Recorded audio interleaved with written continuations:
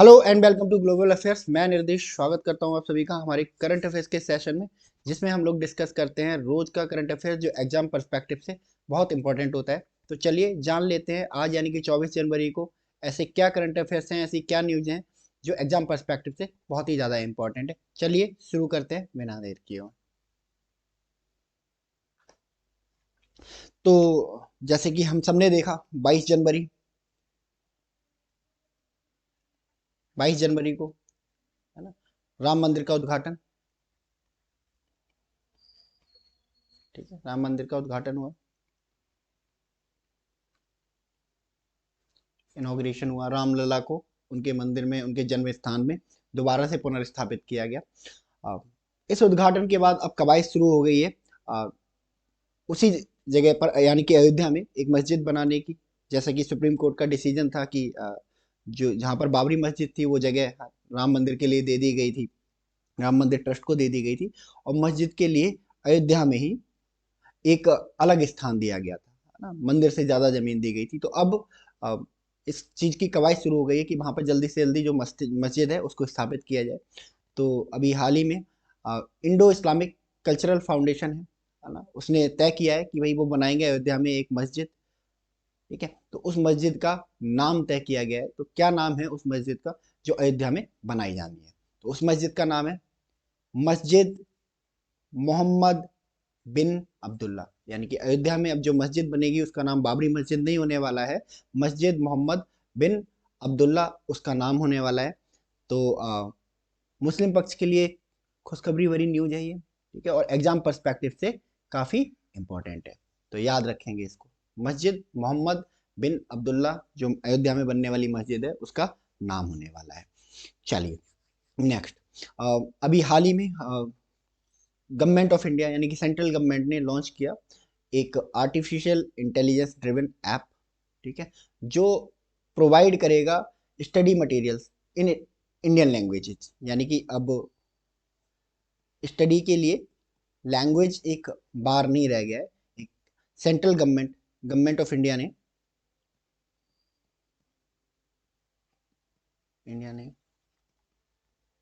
एक app launch किया है।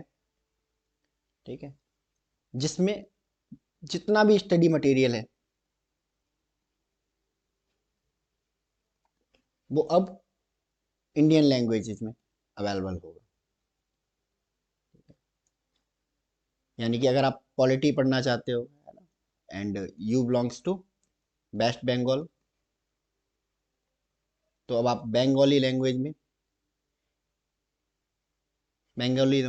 इस ऐप के थ्रू अपने सब्जेक्ट को, पॉलिटी को फाइंड आउट कर सकते हो, पढ़ सकते हो। अगर आप हिंदी बैच से हैं तो हिंदी लैंग्वेज का जो स्टडी मटेरियल है वो आप सर्च कर सकते हो, देख सकते हो। तो क्या नाम है इस ऐप का जो कि सेंट्रल गवर्नमेंट ने डिजाइन किया है ना, स्टडी मटेरियल को इंडियन लैंग्वेज में प्रोवाइड करने के लिए? तो इस ऐप का नाम है अनुवादिनी ऐप। ठीक है, एक एआई बेस्ड ऐप है, याद रखेंगे एग्जाम पर्सपेक्टिव से बहुत इंपॉर्टेंट है। अनुवादनी ऐप एक एआई ड्रिवन ऐप है ना, जो सेंट्रल गवर्नमेंट ने लॉन्च किया है, जिससे कि जो स्टडी मटेरियल है उसको रीजनल लैंग्वेज में, इंडियन लैंग्वेज में प्रोवाइड किया जा सके। ओके, चलिए नेक्स्ट। तो अभी हाल ही में आईसीसी अवार्ड्स हुए, और आईसीसी ने डिफरेंट डिफरेंट तरह की जो है टीमें बनाई, जैसे ओडीआई टीम, वनडे टीम, ठीक है, T20 टीम, टेस्ट टीम, बहुत सारी टीमें, लगभग 5 टीमें बनाई गई। तो अभी हाल ही में एक इंडियन क्रिकेटर है जिनको बनाया गया है आईसीसी की वनडे क्रिकेट टीम का कैप्टन। तो कौन है वो? तो इनका नाम है रोहित शर्मा, ऑफ कोर्स हमारी इंडियन टीम के कैप्टन। ठीक है, तो रोहित शर्मा को ICC one day team of the year का कैप्टन बनाया गया है, याद रखेंगे इसको। चलिए नेक्स्ट। अभी हाल ही में एक इंडियन एथलीट है, एक धावक है, एक स्प्रिंटर है, इन्होंने एशियन मैराथन चैंपियनशिप 2024 में गोल्ड मेडल जीता है, जो कि अभी हांगकांग में संपन्न हुआ है। ठीक है, तो क्या नाम है इनका? तो इनका नाम है मान सिंह। ठीक है, तो मान सिंह ने एशियन मैराथन चैंपियनशिप 2024 में गोल्ड मेडल जीता है, और ये कहाँ पे हुई थी? हांगकांग में हुई थी, याद रखेंगे। ये भी पूछ सकता है कि इस साल जो एशियन मैराथन चैंपियनशिप 2024 है उसका आयोजन कहाँ पर किया गया, तो आपका आंसर होगा हांगकांग। ठीक है, और किसने गोल्ड जीता, तो इंडियन एथलीट हैं, ठीक है, मान सिंह, इन्होंने जीता। चलिए नेक्स्ट, साइक्लोन। ठीक है, काफी इंपॉर्टेंट है एग्जाम पर्सपेक्टिव से। What is this cyclone? ठीक है, तो साइक्लोन उस साइक्लोन से मत समझना है ना जो बंगाल, बे ऑफ बंगाल में आता है, चक्रवात जिन्हें हम बोलते हैं।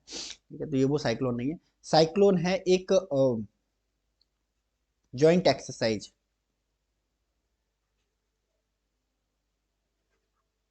जॉइंट एक्सरसाइज किस किस के बीच में, स्पेशल फोर्सेस के बीच में,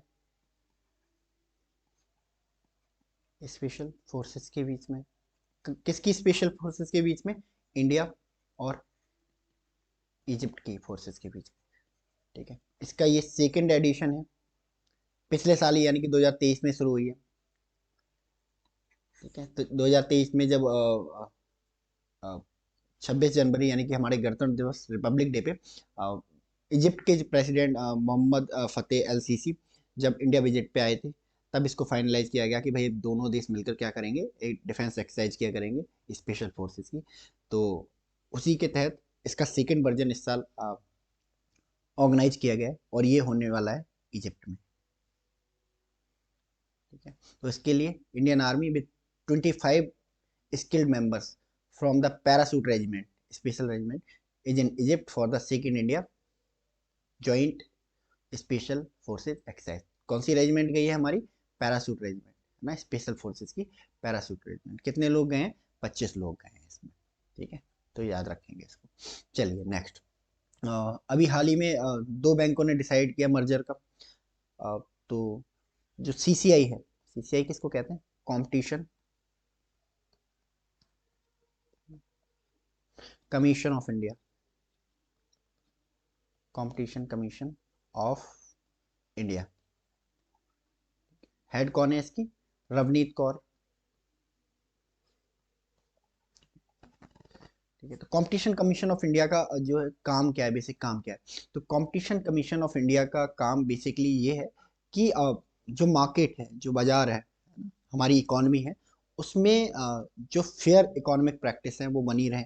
ठीक है, अगर कंपटीशन कमीशन ऑफ इंडिया ना होता तो शायद है ना, जो बिग जाइंट है, बड़ी कंपनियां हैं, वो छोटी कंपनियों को क्या नहीं होने देती, पनपने ही नहीं देती, बड़ा बड़ा होने ही नहीं देती। जिससे क्या होता, मार्केट में जो कंपटीशन है खत्म हो जाता लोगों के पास, है ना। जब कंपटीशन खत्म हो जाता है तो लोगों के पास ऑप्शन खत्म हो जाते हैं। लाइक जैसे जियो है ना, एक बहुत बड़ी टेलीकॉम कंपनी है ना, मान लो अगर कंपटीशन कमीशन ऑफ इंडिया ना होता तो जियो तो जो अपनी सर्विसेज हैं उनके पास इतना पैसा है रिलायंस ग्रुप के पास कि वो लगभग 10 सालों से फ्री चला सकते हैं। 10 साल अगर उन्हें फ्री चलाते तो कोई एयरटेल वोडाफोन वगैरह यूज करता, है ना। एयरटेल वोडाफोन ये सारी कंपनियां क्या हो जाती, खत्म हो जाती। फिर रिजल्ट क्या होता, जियो हैवी चार्जेस लगाता, क्योंकि अब लोगों के पास ऑप्शन नहीं बचा है, एयरटेल खत्म हो चुका है, वोडाफोन खत्म हो चुका है ना। तो अब मनमानी कीमत वसूलो, है ना, हजार हजार रुपए वसूलो, लोग मजबूरी में क्या करेंगे, वो भी देंगे। ठीक है, तो इसलिए कंपटीशन कमीशन ऑफ इंडिया को बनाया गया ताकि कोई भी कंपनी, कोई भी बिग जाइंट, है ना, इंडस्ट्रियल जाइंट या फिर कोई अ, और कंपनी, है ना, अपनी मोनोपोली ना बना पाए हमारी मार्केट के ऊपर। तो हमारी मार्केट के ऊपर कड़ी नज़र रखता है।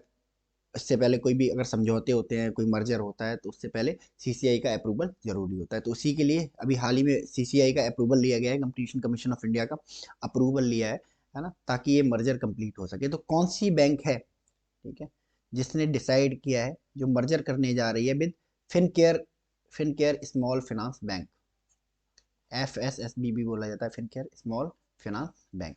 तो किस बैंक ने डिसाइड किया है इसके साथ मर्जर करने का, तो ये है AU स्मॉल फाइनेंस बैंक। ठीक है, इन दोनों का मर्जर होने जा रहा है। बैंकिंग स्टूडेंट ध्यान रखेंगे, एग्जाम पर्सपेक्टिव से इंपॉर्टेंट है। चलिए नेक्स्ट, हाँ, अभी हाल ही में एक बैंक है, प्राइवेट सेक्टर बैंक है, और इसने एक माइलस्टोन अचीव किया है। ये बन गया है इंडिया का first bank, first Indian bank to surpass 20 million credit card, यानी कि इन्होंने 20 मिलियन क्रेडिट कार्ड क्या करे हैं, है ना, डिसबर्स कर रहे हैं, बेचे हैं, है ना, इंडियन मार्केट में।